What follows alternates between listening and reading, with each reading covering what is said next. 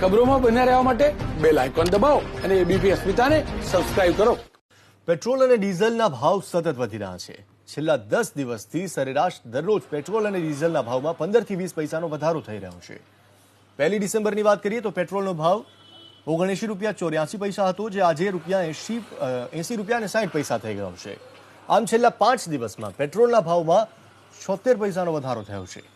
તે જ પ્રમાણે 1 ડિસેમ્બરે ડીઝલનો ભાવ ₹78.04 હતો, તે આજે ₹79.01 થયો છે. છેલ્લા 5 દિવસમાં ડીઝલના ભાવમાં 97 પૈસાનો વધારો થયો છે.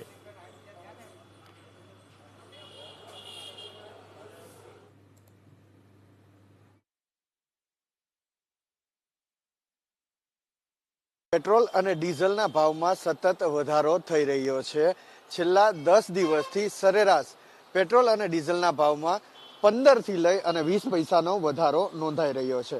આજના વધારાની વાત કરીએ તો પેટ્રોલના ભાવમાં 26 અને ડીઝલના ભાવમાં 27 પૈસાનો વધારો નોંધાયો છે. આજનો પેટ્રોલનો ભાવ છે ₹80.60 અને ડીઝલનો ભાવ છે ₹79.01.